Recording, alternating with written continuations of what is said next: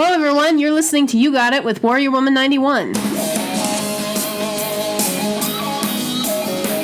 All right, gang. We've got your favorite guest back today for his third episode of the show. He's the most I guess he's been on the show the most times. But before we get to that, please go like, subscribe, and ring the bell on my channel, because if you're not liked, subscribed, whatever, then you're not going to be able to see all of the wonderful content that I have coming up. Hopefully we're going to get to video. I know I've been saying we're going to do video podcasts coming up. I might even have a live stream coming up in the next couple weeks with me, my face, on the camera. But you have to subscribe or you're going to miss that completely. You'll just be walking down the street one day and you'll realize, oh my gosh, I missed that.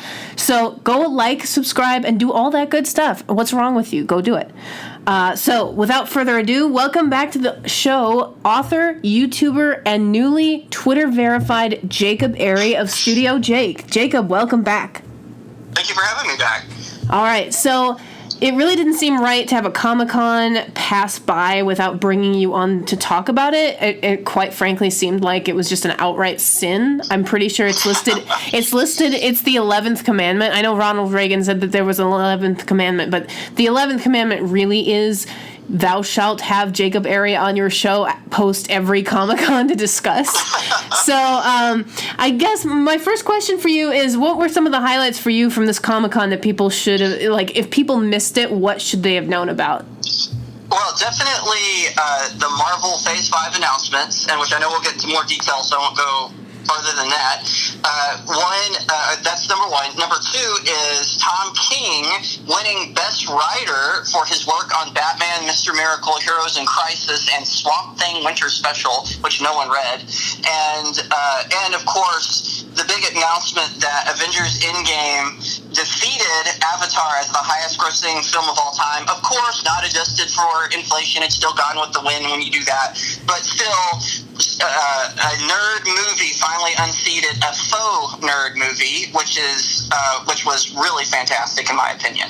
I knew that would make you happy. I watched. This is the only live stream of yours I think that I've ever watched live.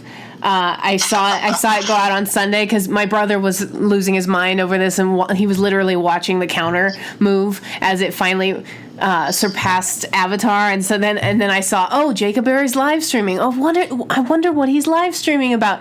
Of course, he's live streaming that Endgame beat Avatar, because that is the thing that makes Jacob Airey happy.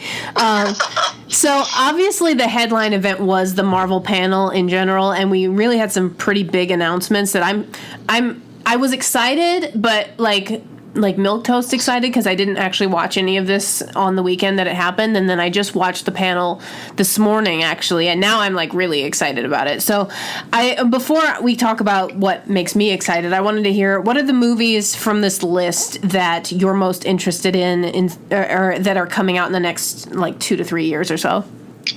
Well, I hate to say this, but really only two I'm very excited for, but it would be Black Widow and Shang-Chi and the Legend of the Ten Rings. Mm-hmm. And I know that Shang-Chi in particular, everyone's like, what, you're excited for that film? But Shang-Chi he's a Marvel character who's a knockoff Bruce Lee, but his stories are actually really interesting and entertaining, especially his older stuff. His newer stuff, not so much. And of course, Black Widow, I've been an MCU fan since Iron Man, the first Iron Man, and so I've been waiting for a Black Widow 2 since a Black Widow spinoff since Iron Man 2. So I am incredibly excited for this film. Honestly, it's probably the last one that I will be super excited for until they do Spider-Man Venom crossover. Mm-hmm. But yeah, as far as what they announced for Phase 5, that's what those two in particular really stuck out to me. Yeah, I mean, I 100% agree. I'm dead gone over this Black Widow movie, not only because I love how Scarlett Johansson has played this character, and I love what they did with her in Endgame, largely, like, I think she's a fantastic character. I think she's a fantastic actress. And then also they're bringing Yelena Belova in. to the movie, which I had actually hoped they would do that in the Agent Carter series, and then they didn't. And so now that they're actually doing it in this movie, I'm really excited that they're doing that. But just to kind of give the audience who may not have seen the whole panel or seen the announcement, the lineup basically is you've got Black Widow and then this movie called The Eternals.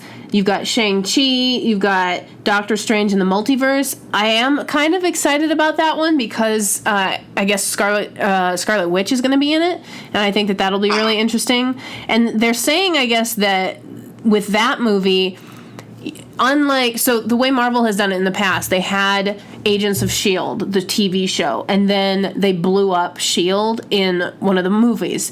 And then, and just...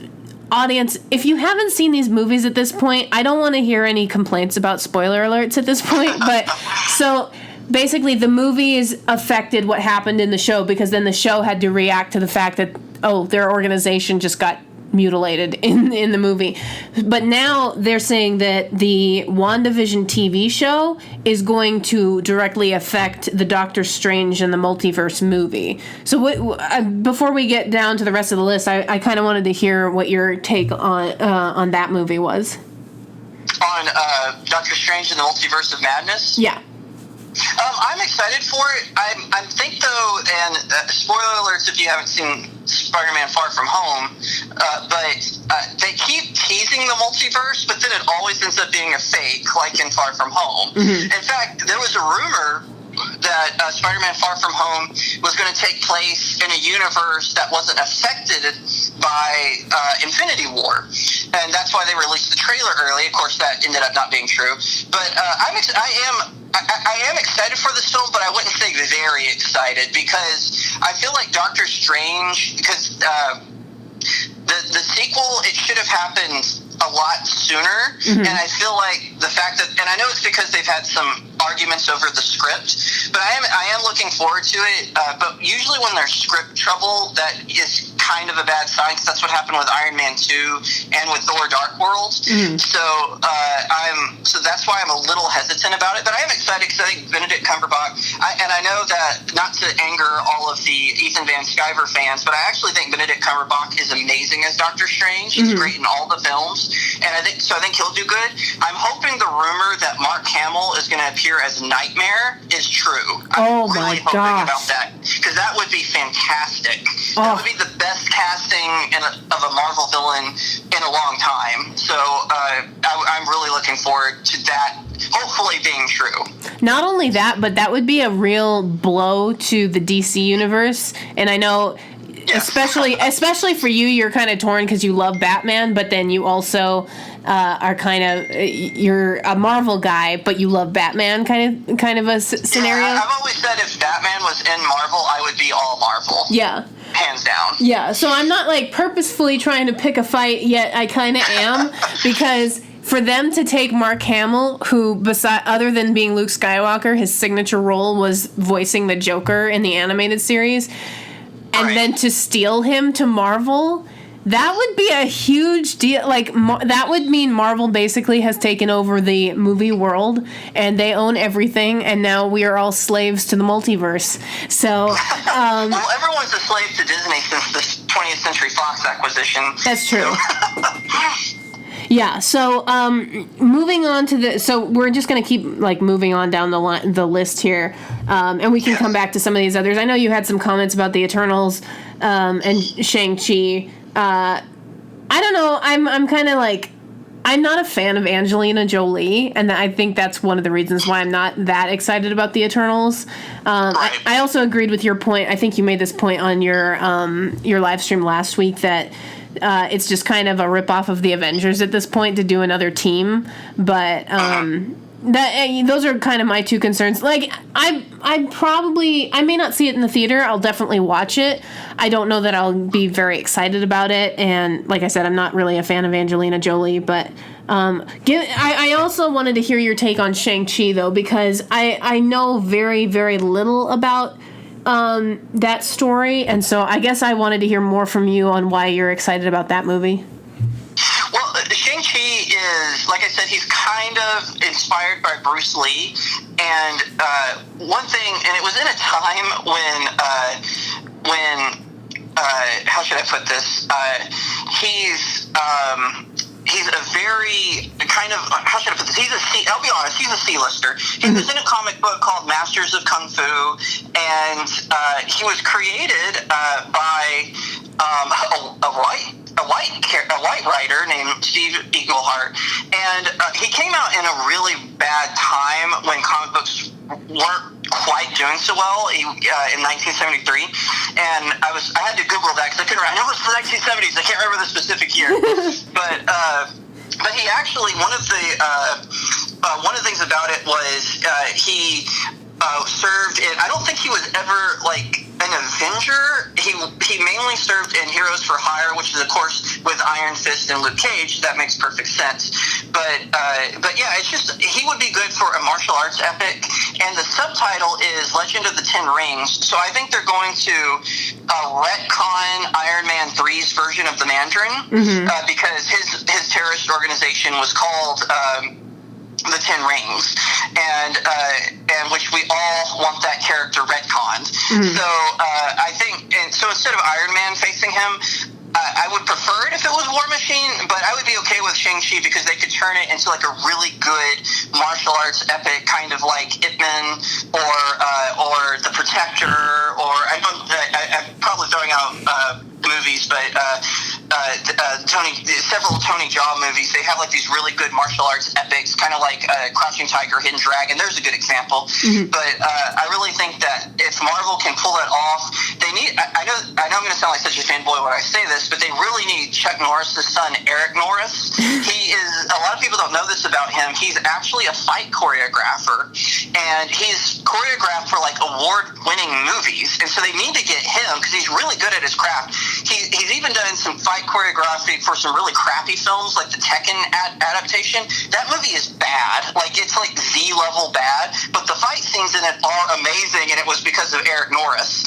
So they need to get a really good fight choreographer, like, on his level, and then I think it'll be good, because even if it's a really lousy film, everyone will just go, oh, but the fight scenes were amazing. That's what they do with Mortal Kombat. Oh, the movie sucked, but man, the fight scenes were awesome. And so they need to do something like that. I feel like people did that with The Last Jedi. Like, the movie was awful. It ruined all our favorite characters, but it had some really cool looking fight scenes. Yeah. Yeah, the special effects were amazing. We won't even go there. But, so I guess that's kind of why I got a little bit excited about this movie. Number one, I did recognize the Ten Rings subtitle, and so I was like, oh, that'd be interesting. And then you were saying you were really excited about it, and so I was like, well, I don't know anything about it, but if Jacob says it's good, then I'm going to just kind of go with that for right now. I am curious how he's going to carry a film, because he's really good as a secondary character. But I think that if they got the right actor, like if they get Donnie Yen or heck, Jackie Chan, Jet Li, if they get like a big name martial arts actor to perform the role, it's going to be amazing. So that's what it's going to depend on: fight choreography and the lead role. Yeah, I think that's been my biggest concern about that movie, just because it sounds like, even just the concept sounds like he would be a character that you would insert into an Iron Man movie or even into a Captain America movie or something. But yeah, that'll be interesting to see if they get somebody who can really carry the movie and kind of be the star instead of just being a secondary sounding character. But I actually found out.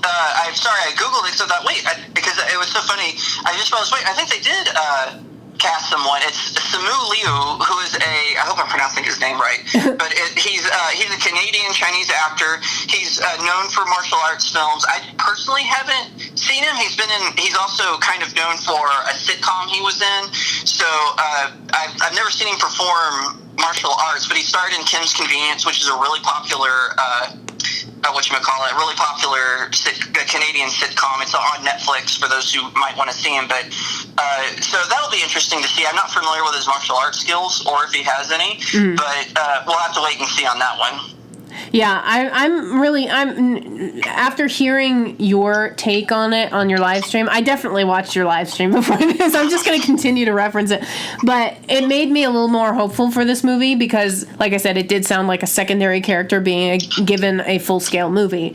But it sounds like they're trying to take some steps to make sure that they've got somebody strong in that role. Then kind of moving down the list a little bit, we've got Thor, Love and Thunder. And yeah, I've got some mixed feelings about this because now they're like, what's her face? Oh gosh, what's her name? Natalie Portman. Not Natalie Portman, the other girl. Oh, Tessa Thompson. Yes, whatever character she plays Valkyrie. They're making her lesbian now, I guess, and she's supposed to be bi, is my understanding. Yeah. In Thor Ragnarok, they said she was bi. It wouldn't, not out and loud in the movie, but yeah, I mean, she kind of stated on stage that, like, she's referring to herself as the king and how she needs to find a queen, and I'm just like, hey, you guys just really wanting to shoehorn this in here, aren't you? I mean, it's just, like, she's not, I personally did not like her in Ragnarok until maybe towards the end, but I just don't find, like, in general, and this is one of the reasons why I didn't go see The Lion King, for example, I'm not, like, a big fan of, like, the farting, belching kind of humor. And so that's also why I didn't like Thor's role very much in Endgame, because I don't find that funny. And so that's why I didn't like her necessarily in Ragnarok. I didn't hate her. I just, I don't find that funny. And so now that they're elevating her into an even bigger role and doing things with her that I also don't really find appealing either, it's just kind of like, why are you here? Please go away. Like, right. But then on the other side, you now have Natalie Portman is back, and I was like rejoicing that she wasn't in Ragnarok because I didn't really like her character because I thought it was very weak and I thought it actually dragged Thor down in a lot of ways. But now she's back and she's going to be female Thor, and I know you have a lot of opinions about this, so I wanted to kind of give you the floor on this one. Well, thanks. Well, here's my thing. No one would have cared if they had made Jane Foster worthy to live Mjolnir. No one would have cared. Everyone probably would have geeked out about it. But what the comic books did is they made her Thor. Like they said, she is Thor. Now, they did a female Thor What If once, and instead of being called Thor, she was called Torin, which is the feminine word for Thor. Mm-hmm. And I think that if they had done that with Natalie Portman's character, the fans would have received it more. But it was like Thor got all depressed, wasn't able to lift Mjolnir, so he takes I believe it was an axe, and he just goes on these adventures, and he goes by Odin's son. Mm-hmm. So Jane Foster is able to lift lift Mjolnir and becomes Thor, and it was just a ridiculous storyline, like the shoehorned, like, to use your word, I'd never say that, but to use your word, the shoehorned in a romance between her and Falcon, which made no sense whatsoever. She also wasn't that compelling of a character, and I feel really bad saying that because Jason Aaron, who wrote the series, he's a really good writer. In fact, his run on Ultimate Captain America is fantastic. It's one of the best alt universes. Oh, I said alt. Sorry. It's one of the best alternative universes. About Captain America, written hands down, and his run on the Hulk is amazing. But that series was just bad, and they're trying to say, and the fans rejected it, like, sales dropped, and so they brought back original Thor, and and I don't really know what happened to Jane Foster after that. I think maybe they just started calling her Lady Thor, and she got a different hammer, something like that. And that was hilarious is the animated series got this right. So when she was worthy to lift Mjolnir, they gave her the Thunderstrike hammer. And then, so in this animated series, she's called Thunderstrike. And I'm like, that makes sense, right? No one cares about the other Thunderstrike character, so just do that. So we'll have to see. Maybe, hopefully, Taika Waititi, he's good about that. And what's funny is Marvel is in absolute denial that Lady Thor failed, because the first issue sold really well. It broke records, but it was really just because everyone was curious. Because no one knew it was Jane Foster at first because she had blonde hair instead of brown hair. And then when you found out it was Jane Foster, everyone was like, oh, okay, mystery solved, and then no one picked it up again. And so Marvel's kind of fudging the numbers, saying it was a bestseller, and no, it wasn't. It was just that one issue was a bestseller, and then after that, interest slowly started to wane. So to me, this is a big giant middle finger to the fans. We know you rejected the story arc, but screw you, we're going to make a movie about it. Yeah. And that actually, and I really feel that way. You know, they did that with Jared Leto's Joker. You know, all the fans rejected it resoundingly, and then they're like, oh, but we're going to put him in Birds of Prey. And it's like, what?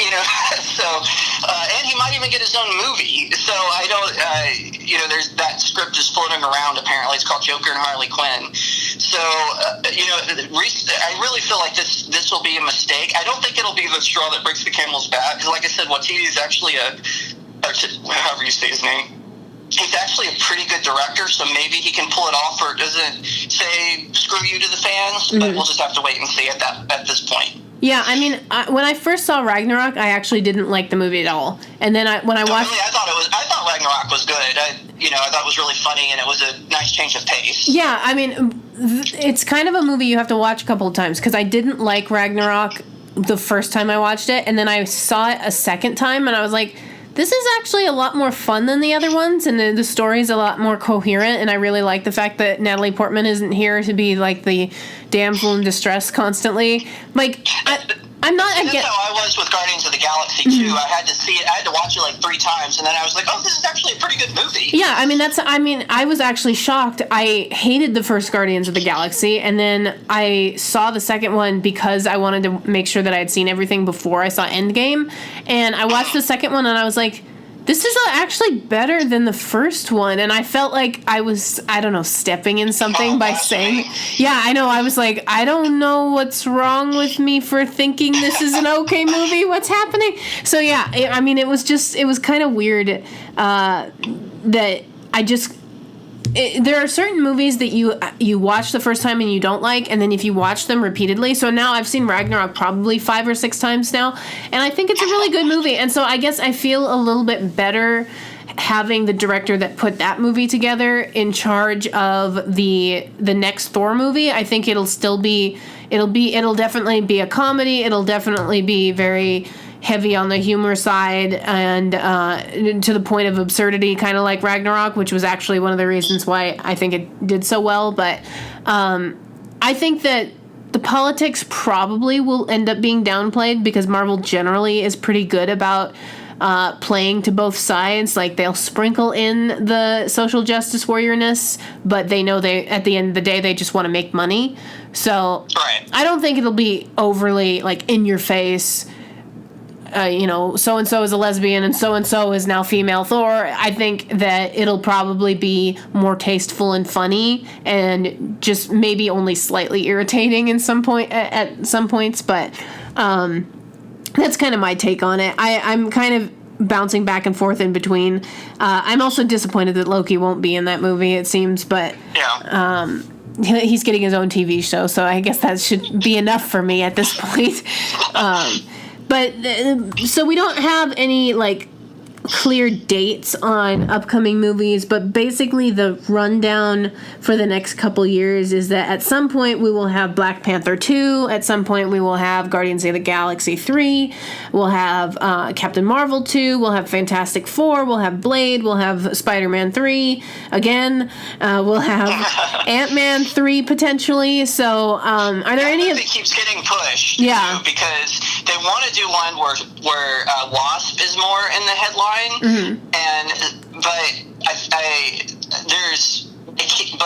there's just no interest in that character, and there was really no interest in Ant-Man. What the pull was with Ant-Man was Paul Rudd was Ant-Man. Yeah, and I think they're kind of discovering that, because whenever they say, "Oh, Wasp solo movie," or in this Ant-Man, Wasp will be the main character, not Ant-Man, everyone's kind of like, yeah, but Paul Rudd, you know, so yeah, they're having, that movie's going through a lot of drama, and I think the bean counters are probably, for once, the bean counters are probably right about, because they're probably telling Marvel Studios that Marvel Studios just keeps making an announcement. That's what they were doing with Captain America 3. They kept saying, oh, it's going to be Captain America Fallen Sun, and it's going to be about Zemo and Winter Soldier. And then they were like, oh, no, it's going to be called Serpent Society. And it's going to have the Serpent Society in it. And then they were like, maybe we should just move Avengers Civil War into Captain America. Okay, that'll work. And so, it was just one of those, I think that's what they're doing with Ant-Man and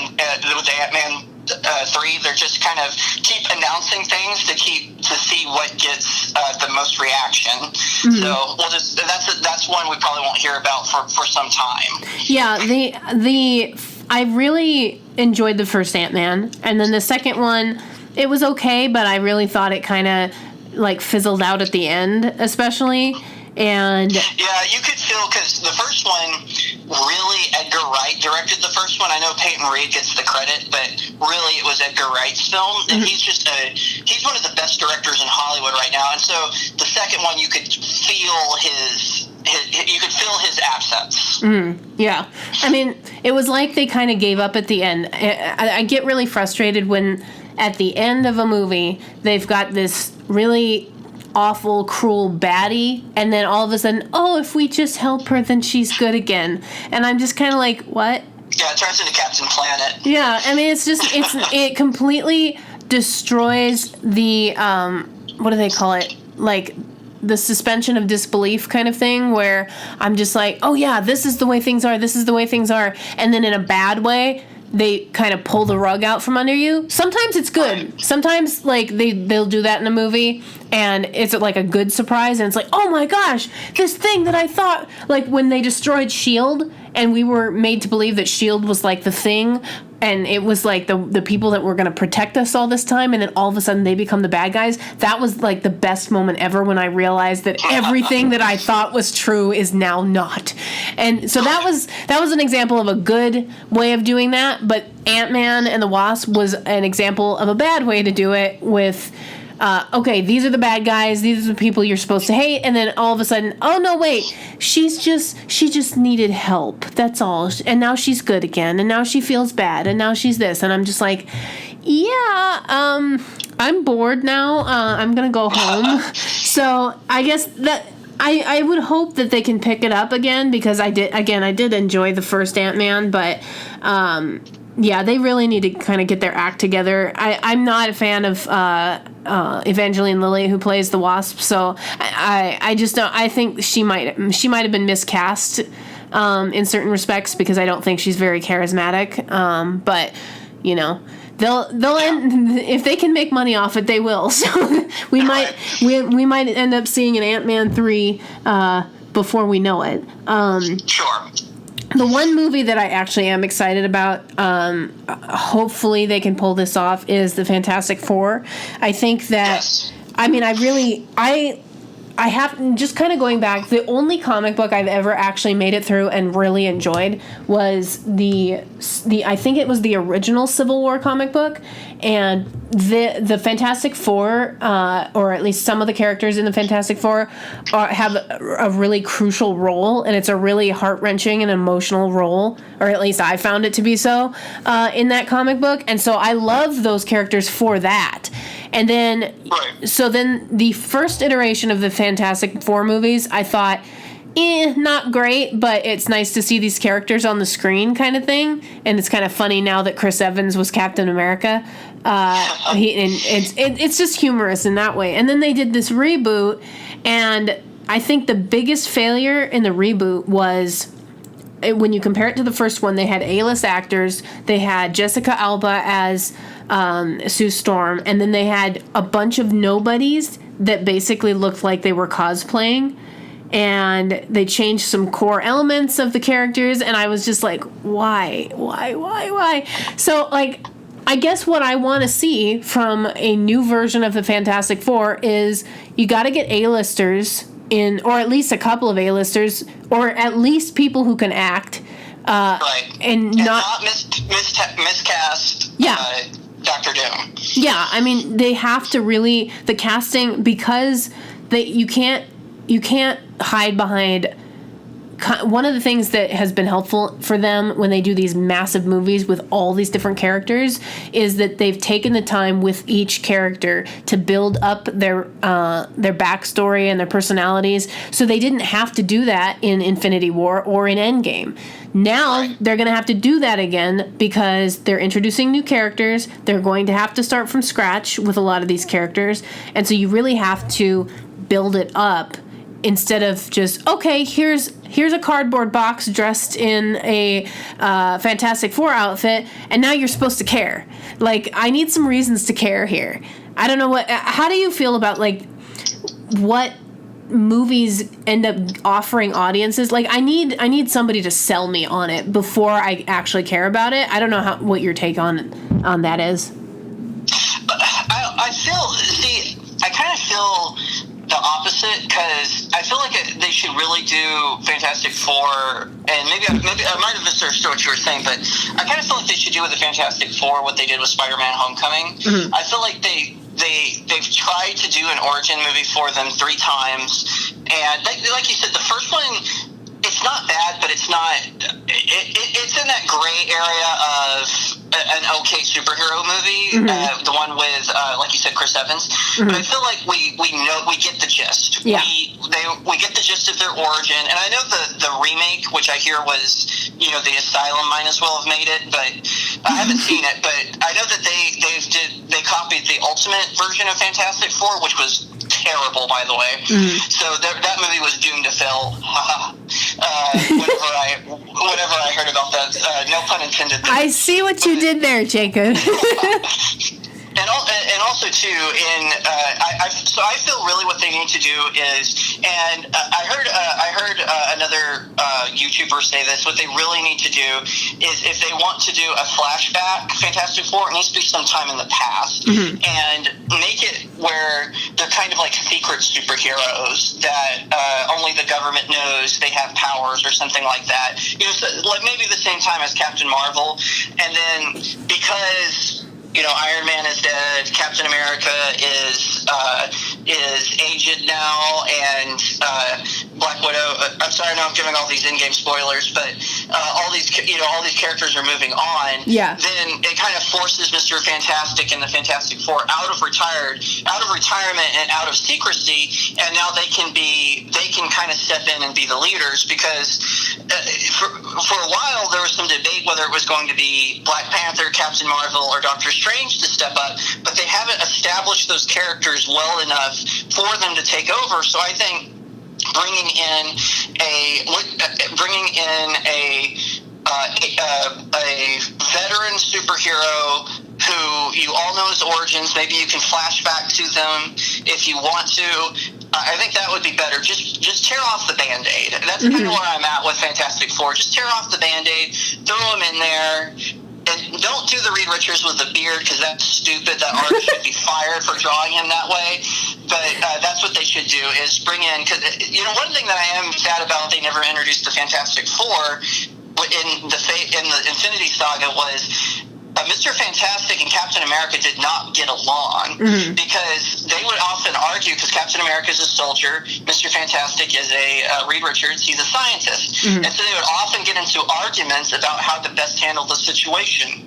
That's actually why the Fantastic Four never joined the Avengers. Mm. They would do like some solo side missions with them, but I'm going to miss that aspect. But maybe with whoever steps up to lead the Avengers, whether it be Black Panther, Doctor Strange, or Captain Marvel, maybe that can be a connection that they can put to the comic books. But that's kind of where I'm at. I'm just so over the origin story. Just pull off the Band-Aid, do a Fantastic Four movie, make it a prequel, and then have them come in the next Avengers film, which was kind of absent from their announcements. So we'll just have to wait and see. I think that's probably the best. And honestly, you could do that with the X-Men. Have Wolverine be in the new Avengers. Oh yeah. And then just spin off the X-Men. That's or the Beast. The Beast was an Avenger. Do that. And so we'll just that's kind of where I am with the Fantastic Four movie. It's basically I'm just so over it.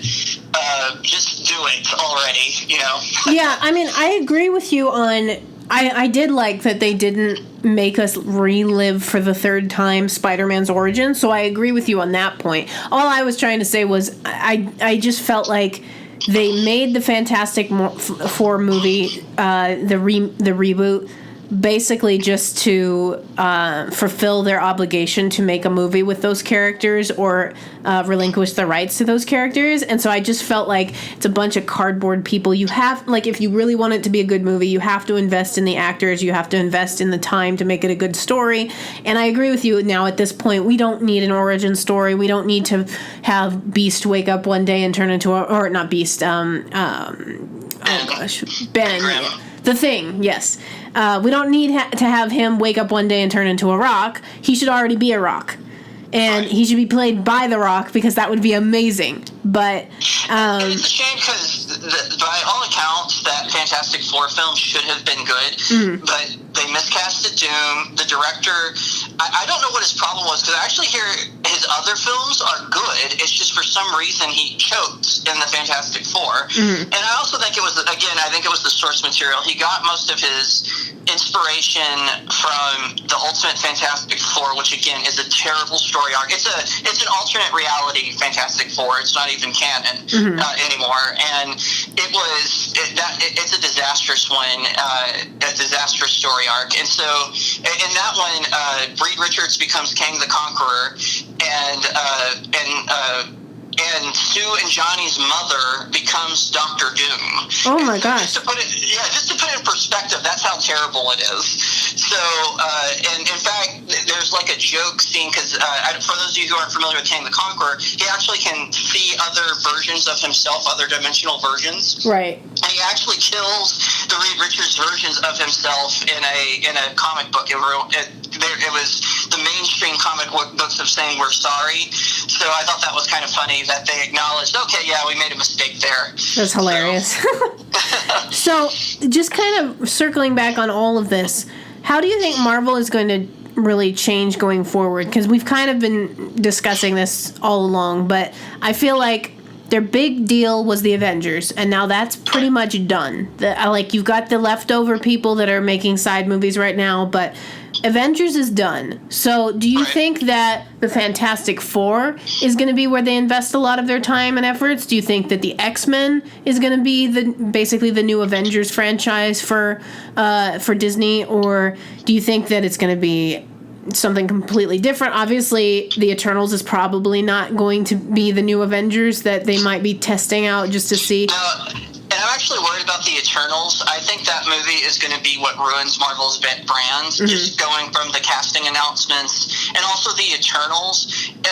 Ant-Man, obviously, C-lister hero, Iron Man, C-lister, but they still had some validation because they were Avengers. The Eternals, literally no one cares about. And so, like, Iron Man, like I said, there's kind of like, even though he's a C-lister, you're like, oh, he was with the Avengers. I remember him from that Iron Man 90s cartoon that I used to watch. And Ant-Man, I remember from, I think the show's called Avengers United They Stand. I remember him from that show. So there's at least some sort of nostalgia with those characters, but with the Eternals, nobody cares. They haven't even done, even when they were doing those cheesy 70s cartoons, the Eternals never got made. And so I honestly feel like that movie is going to destroy Marvel's brand, and then no one's going to care if it's going to be the new Avengers or Fantastic Four or the X-Men. In fact, the lack of Avenger announcement tells me Marvel doesn't know what to do. And I really feel like going forward, they should have just done Avengers films. And then, like, they could, Black Widow spin-off, Spider-Man 3, I guess Thor, I guess Guardians of the Galaxy if they wanted to, but they really should have just done Avengers films and just focused on a large ensemble cast film, Avengers film, just to keep their brand going. And then all these other, like Shang-Chi, and I hate to say this, but even Doctor Strange and Black Panther and Captain Marvel, let them be with the Avengers for a little bit. Let them be with that brand. Yeah. But I don't know why Marvel didn't do that, but these announcements makes me worried. With the exception of Black Widow, I think Black Widow is going to be fantastic. Of course, they let Red Sparrow steal her origin, so they couldn't do a prequel. So I think now it's set in between Captain America Civil War and Infinity War, is my understanding. So we're just going to have to wait and see, because this Phase 5, it was basically a Disney Plus announcement, because you got Hawkeye, What If, Falcon and the Winter Soldier, Loki, WandaVision, which I'm really only excited for What If. I'm not really, and I know you're excited for Loki, but I feel like it's a gimmick at this point. No, I would agree with that. I don't want to give the impression that I'm super excited about Loki, the TV show, because I feel like all this Disney Plus stuff is just for kids. And I think that the Loki TV show is going to be a very childish version of what we saw in the movies, and I think also the same for the WandaVision TV show. I think it's going to be like just this sappy love story, basically, that's not very important. And like, I think a lot of what we're seeing going to Disney Plus, Disney is notorious for being a child, or I don't want to say necessarily child friendly, but it's a child oriented franchise or company. And so I feel like this Disney Plus thing is probably going to be oriented more towards teenagers and younger. And so I guess I'm not excited about I guess that's why I was disappointed Loki won't be in the next Thor movie, because I feel like he belongs in the movies. I don't feel like he belongs on TV necessarily. I think he's too big of a villain, and the TV show is just going to bring him down. It's basically just to milk his character until he dies. Right, and people are talking about, Marvel fatigue or franchise fatigue or whatever, and I still don't feel that way. I do feel like Endgame felt like an ending, and that's why I think they should have done an Avengers announcement. They should have said, we're going to do another Avengers film. It's going to have Panther, it's going to have Doctor Strange, it's going to have Captain Marvel, it's going to have Spider-Man, it's going to have the new Avengers, and we're going to introduce new characters. And I really think that's what they should have done, because then that would keep the brand alive. But this throw spaghetti at the wall strategy, this is going to cause real franchise fatigue. That's my opinion. Maybe I'm wrong. Maybe Loki's going to be amazing. WandaVision's going to be amazing. So on and so forth. I'm not excited for Hawkeye, because I actually don't like Kate Bishop as a character. I think she's a gimmick character. So we'll have to, because it's about Hawkeye training his apprentice, Kate Bishop. And so I really feel, like I said, I feel like Kate Bishop is a gimmick character. She was around that Marvel Now thing that they did, which introduced some good elements into the comic books, but also some really bad ones. So we're going to have to wait and see on that. I honestly think this was just a Marvel way of saying, hey, right now we're on top, and you're gonna give us your money. Yeah. Eternals is Love and Thunder and Eternals, those are gonna be the first two Marvel films that I didn't make a conscious effort to go see in theaters. Now, I didn't see the first Iron Man in theaters. I went and got the DVD as soon as it came out on DVD, but all the other films I saw in theaters, and so every single one, and so those two are the first ones where I'm going, I don't want to see it in theaters. I don't care. And so, especially Thor: Love and Thunder, because it feels like just such a slap in the face to the fans. So, but that's just my take on it. And maybe, like I said, maybe I'm wrong. Like I said, what Kiki or whatever his name. I think I said the same thing twice. But this was the time to announce Fantastic Four or X-Men or the new Avengers, and I think they blew a big opportunity there. Yeah, I agree with that take. I do think that Marvel or Disney in general is, like, they've been attempting to back away from ComicCon. And so I wonder if some of these other movies that they didn't announce, if they're holding for D23. Because, like, they didn't have any, or at least I didn't hear anything about Star Wars at ComicCon this year. And clearly they're waiting for D23 to announce all of that. I feel like D23 is basically their Comic-Con, and they want to hold the good stuff for that. However, they did announce the Black Widow movie, and that is, quite frankly, their biggest character left, and biggest movie that they really have coming up.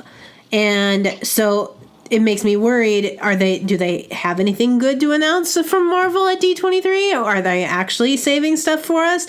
I don't know. I agree with you that in order to keep the momentum going, they really needed to come right up after Endgame, we just killed your favorite characters and we ended some of them, but here's the big deal that you have to look forward to next. And they really are taking a throw spaghetti at the wall approach. They're trying to do what they did, I think it was back at the beginning of Phase 2, when they had their little list of here's all the movies coming up next.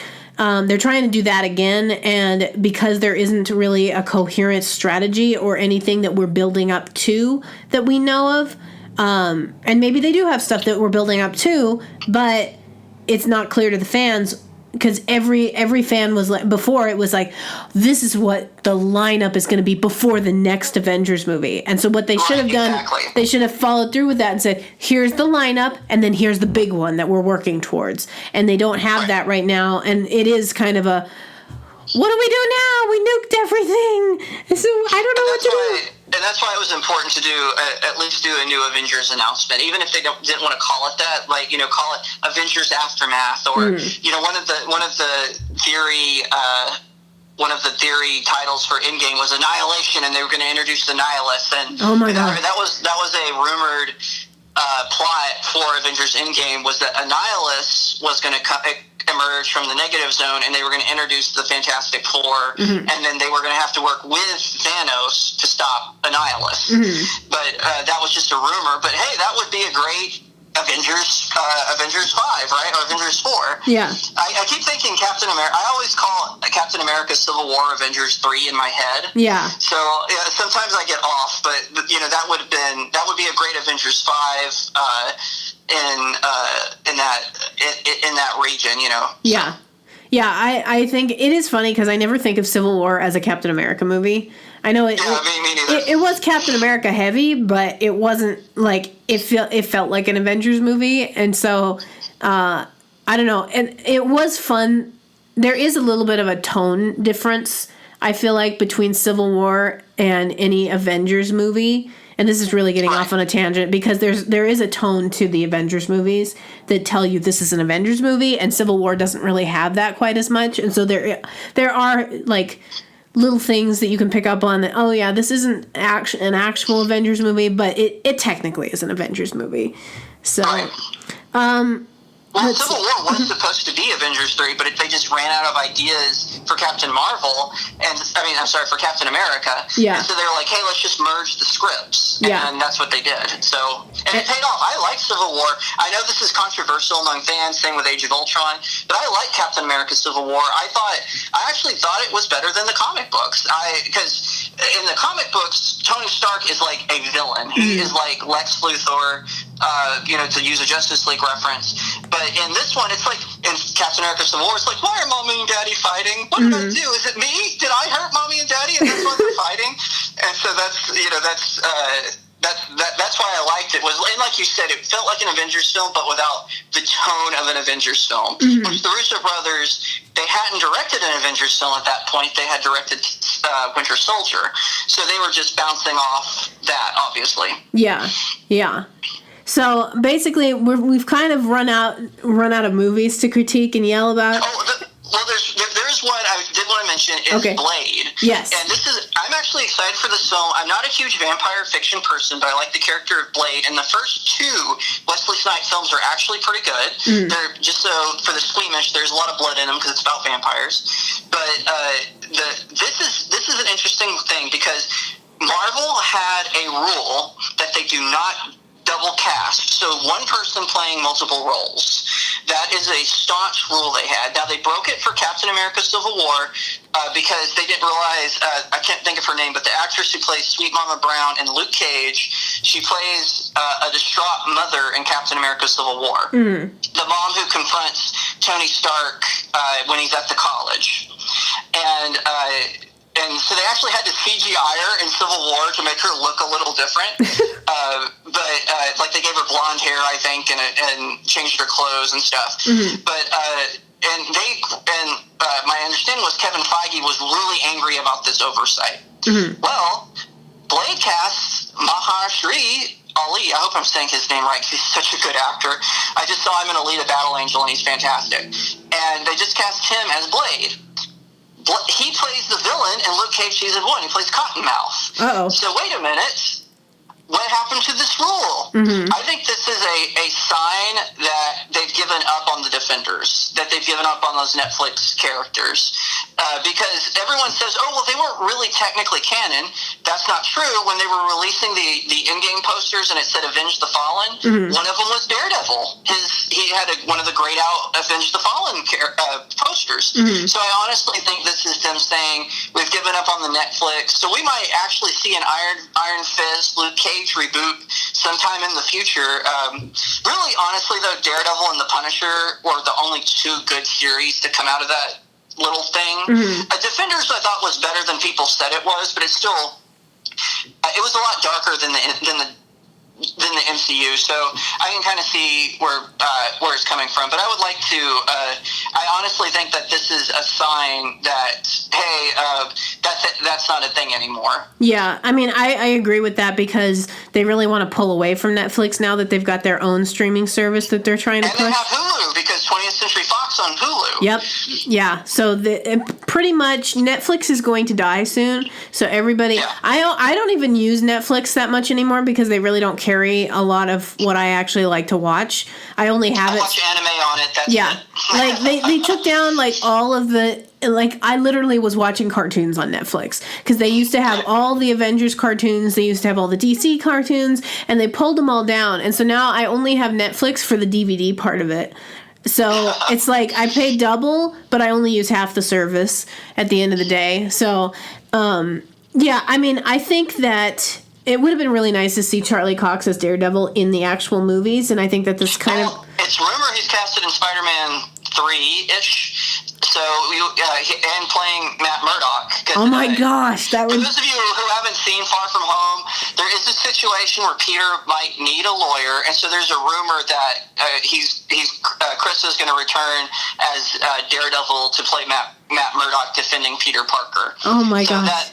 That's just a rumor, though. I look up rumors on Reddit all the time because I'm always curious. Because some of them end up being true. Yeah. But you know, so that's a rumor that's kind of buzzing around the MCU fandom. That would make me go see a third Spider-Man movie to just to see Matt Murdock played by Charlie Cox, because I think that Rex Smith. Charlie, not Chris. I called him Chris earlier. Sorry.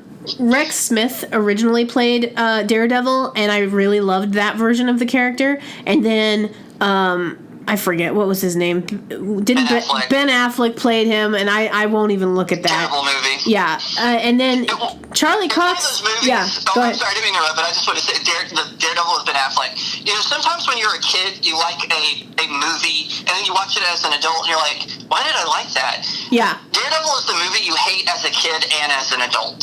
You know, just in perspective. That's how I felt about it. I watched it about a year after it had come out, and I looked at my dad because I was watching it with my dad. And I said, "This is the dumbest superhero movie I've ever seen." Yeah. And so, just to put it in perspective. I mean, I love the Daredevil character, and so that's why and I thought I was a little bit nervous because I loved the Rex Smith version, which was very... That's with the Hulk, right? Yeah. And like, that's the really old version, and I thought it was a really good job. It was a very intriguing version of the character, and he's the reason why I liked the character in the first place. Then they cast Charlie Cox, and I'm like, well, is he gonna be good? Like, he's different than this other guy. And then he was actually, not only was he good, I think he was better. And so I just felt like it was a superb casting. Please put this character in the movies. So I will go and I will pay money to see a Spider-Man movie I don't like just because Charlie Cox is playing Daredevil in it. But just for one other tangent, I just have to say for the audience's knowledge that the reason I have not gone to see the second Spider-Man movie yet, and I already know what happens, so like no worries about spoilers, but the reason I didn't go see it was because what I wanted to happen was I wanted the multiverse to be real, and I wanted Tom Holland's Spider-Man to meet up with old Spider-Man played by what's his face that I can't stand from the first Spider-Man. Oh, Tobey Maguire? Yes, I wanted all three of the Spider-Mans in one movie, and I wanted it to be like I thought it would be a really nice poking fun at ourselves kind of a moment of, yes, there have been 3 versions of Spider-Man, and here's why. It would have been really funny. And they're like, no, we're not going to do that because that would be too much fan service or something. Anyway, so that's not the 100% reason why I didn't go see it, but that's part of why I was like, if you're not going to step out of the box, then I'm not going. So that's my take. And I do also have to just jump in on your statement that Captain America Civil War was better than the original. Jacob, what's wrong with you? No. Iron Man just had more nuance to his change, and it's like in the comic books, 1 second he's just a normal Tony Stark, and then he's a villain, and I just was like, what is happening here? And I feel like he did this whole ends justifies the mean, which Iron Man is kind of like that in the comic books, but it's never been in a Lex Luthor type of way, and I felt like that was kind of how it was, which I still liked it. Don't get me wrong, I didn't hate it. I don't think it's a bad story. I think it's a really good story. Not as good as Fear itself, but still a good story. But I just felt like how they got them fighting, it made more sense. Instead of I'm going to hunt you down and kill you if you don't expose your identity, it's two battling ideologies about what the Avengers should be. Instead of arguing over whether we should register with shields, I just thought that works for comic books, but I can't really see that being especially with S.H.I.E.L.D. being shut down, I can't really see that being a motive for Tony Stark to go full villain and having people committing suicide in his negative zone prison. It's like, at that point, there's not really a redemption for Iron Man. So, which they did, of course, in the Siege, he kind of redeems himself because he saves everyone from the Green Goblin. But it's, which should have been Spider-Man, but don't get me started. But, I still think that's why there was a lot more nuance to the reason that they were arguing. So, and actually, too, Kelly, your sister, my sister, actually agrees with you. I don't think because she hasn't read Civil War, but I've told her the highlights, and she's like, "Well, that's a better reason for them to fight." I'm like, "How can you say that?" But I really think it's just because she didn't like to see them fighting. She just wanted them to be allies, like for eternally, like a bromance or something. Yeah. So. Yeah, I guess I get it. I know my opinion is controversial. It's the same with Age of Ultron. I thought it was the perfect sequel to the first film, but I know that opinion is highly controversial as well. Same as I thought Logan was a terrible movie. Everyone, and that one I'll shout, But anyway, so I get it. It's controversial. Jacob is just basically going through his greatest hits right now. So, I mean, I'm gonna leave. I haven't seen Logan, so I can't comment, and I'm gonna leave Age of Ultron aside because you and I have argued this one, I think, ad nauseum. But just to kind of reiterate, like I see your point on the Civil War side of things. The reason why I guess I was reading the Civil War comic for different things. I was reading because I wanted to see the whole deal with Spider-Man and how he made his turn, like from. And that's a great twist. Yeah. And so, like, I was reading it for the Spider-Man stuff. I was reading it for the Captain America stuff. I was reading it for the Sue Storm and Reed Richards stuff. So I guess I wasn't as bothered by the Iron Man bit because at the time I wasn't as big of a fan of Iron Man. At the time that I read that comic book, and then also it was just like, okay, he's the villain, and it was really, like I said, it was one of the first comic books I ever read, and it's the only comic book I've ever made it through all the way to the end. So that's just kind of I see your point with the Iron Man thing, and I don't disagree with it necessarily. I guess I was reading it for other things. Oh yeah, for sure. And like I said, I'm not saying it's a bad comic. It is a really good comic, but I can see if you were to transfer it to a movie, it's kind of like when they made Jurassic Park into a movie. Jurassic Park the movie, let's just face it, it's better than the novel, and it's just because the novel was just so freaking scientific, and so you couldn't translate that into a film. And that's kind of how I felt about the Civil War comic book series. Is it's really good as a comic book series, but I can kind of understand transferring that into especially since Tony Stark's character in the MCU is so beloved, I can't really see them, all of a sudden he's Lex Luthor. I really can't see them, I guess even the Russo brothers, as great of filmmakers as they are, I can't see them pulling that off and not angering people. Mm-hmm. Yeah, I can agree with that assessment.